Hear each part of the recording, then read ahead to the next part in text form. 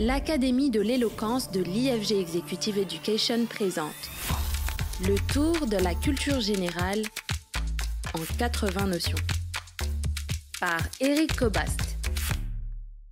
Saison 1, la construction de la société. Épisode 5, naissance de la société. Bonjour. Les hommes font donc société.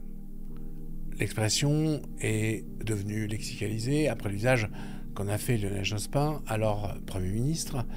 Ils font donc société par nécessité pour échanger ou encore pour se protéger de la précarité de la vie dans une nature à laquelle ils sont inadaptés. Ils s'allient, ce sont donc des alliés.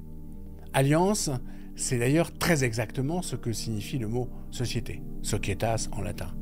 Les associés, ce sont les soci, et on trouve encore ce mot en espagnol, socios, pour désigner effectivement ceux qui sont associés à une même entreprise. La société résulte donc d'un pacte. Les hommes vont s'allier, ils deviennent des alliés contre les rudesses de la nature. L'union nécessaire fait la force. Rousseau tire les conséquences de cet aveu de faiblesse. Je cite, « C'est la faiblesse de l'homme qui le rend sociable, ce sont nos misères communes qui portent nos cœurs à l'humanité. Tout attachement est un signe d'insuffisance.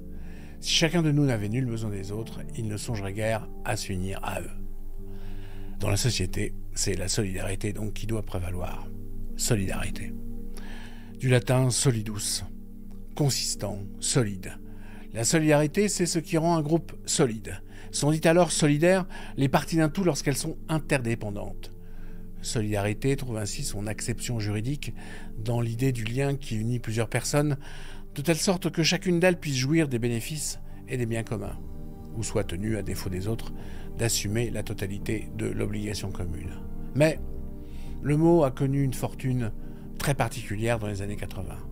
Avec la fondation, la médiatisation et les succès politiques du syndicat polonais Solidarność. Par attraction médiatique, il y eut en effet en France un ministère des Affaires sociales et de la solidarité, ainsi que la création d'impôts nouveaux, contributions sociales généralisées, revenus minimum d'insertion, destinés à répondre à cette attente nouvelle de solidarité nationale. Ceci dit, le concept, évidemment, n'est pas neuf. Déjà, au milieu du XIXe siècle, Pierre Leroux contribua à développer un mouvement dit solidariste, mais c'est aussi ce même Pierre Leroux que l'on doit, en 1832, l'invention du mot socialisme, sur la même racine latine, socius. Socialisme, antonyme que ce disciple de Saint-Simon proposa au terme individualisme. Précisément, la poussée de l'individualisme fragilise dans nos sociétés cette solidarité et reconduit un idéal du vivre ensemble qui passe par la communauté. Alors, communauté, qu'est-ce que ça signifie ? Communauté, c'est un mot qui vient du latin communitas, qui dérive de communis, ce qui est partagé entre tous. Ce qui est communis s'oppose à ce qui est proprius, comme les parties communes d'un immeuble s'opposent aux propriétés, c'est-à-dire comme ce qui s'oppose à ce qui n'appartient qu'à un seul. La communauté désigne ce qui est en commun, ce qui est en partage. Et par extension, le mot définit l'ensemble de ceux qui partagent.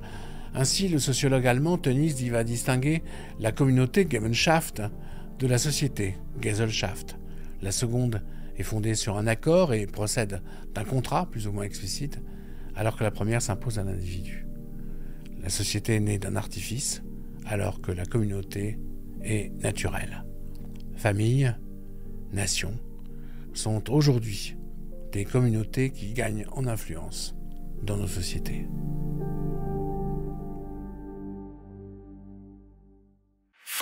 C'était le tour de la culture générale en 80 notions par Éric Cobast, un podcast proposé par l'Académie de l'éloquence de l'IFG Executive Education.